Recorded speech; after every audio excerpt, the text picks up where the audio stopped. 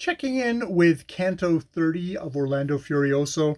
And I just wanted, this is about stanza 71 that I wanted to particularly, 71 on here in Canto 30 that I wanted to react to, because Ruggiero and Mendicardo fight, and while at first it looks like Ruggiero is slain, actually it turns out that Mendicardo is, and Mendicardo is with Dorlice, and afterwards they're all congratulating Ruggiero on the fight. Especially since he's going to be now their main man, leading the battle troops and Agramante and stuff. I just want to kind of pause on what I felt like as I was reading it out is a real shitty thing that the narrator of this poem says about Mendicardo's death, and how, like, okay, Ruggiero's getting all the praise. King Agramante, it's like he, without whose help he could not move his many troops from Africa to sue for vengeance, and their mighty prowess prove. It's like, and Agramante, he's got, this is my main guy. I need to definitely be with him on this. But he says, starting in stanza 71, we have this passage: "Nor did such praise come only from the men, but women gathered round him eagerly, with the troops of Africa and Spain had come to France to keep them company." So camp followers pleasure the prostitutes that I guess that come with them, maybe family, but to keep them company, I don't know. But after saying what it sounds like, basically camp followers of this army employed in servicing the male warriors, we get, "And Dorlice, the partner of Mendicardo who has been killed, who with grief and pain was mourning her dead lover, even she perhaps, who knows, but for a sense of shame, might likewise have paid homage to his fame." 72, "I say perhaps, I do not say for sure."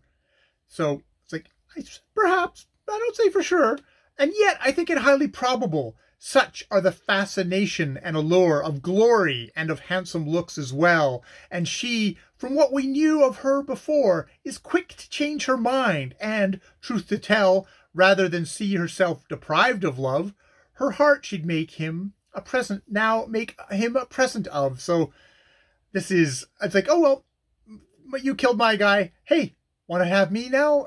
That kind of view of womankind that this narrator has shown at points.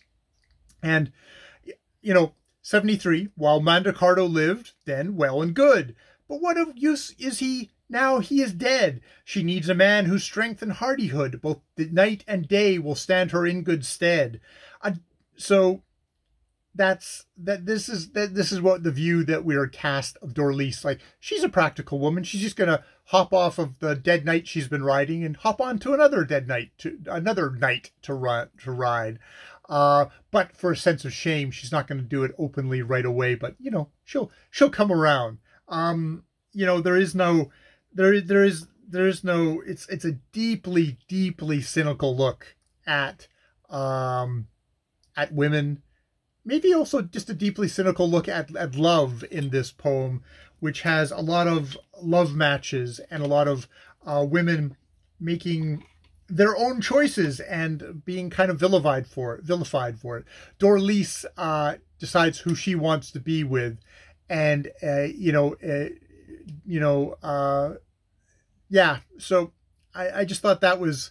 It felt kind of shitty to me. I'll have to go back and make sure don't have my characters crossed, but Dorlice, she picked somebody, and yeah, somebody was butthurt about, Rodomonte was butthurt about that, but it's not like she was ever given a choice up until the point where she was given a choice, and then she made a choice. So why this narrator, for all his, you ladies are great, there's just some bad apples, he continually does go back to, yeah, women will just, once you're dead, they'll just hop onto the next train, which, yeah, it's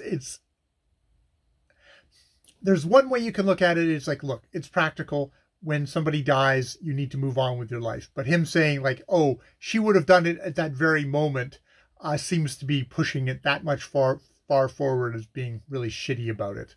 The narrator. I do not like that narrator at this point.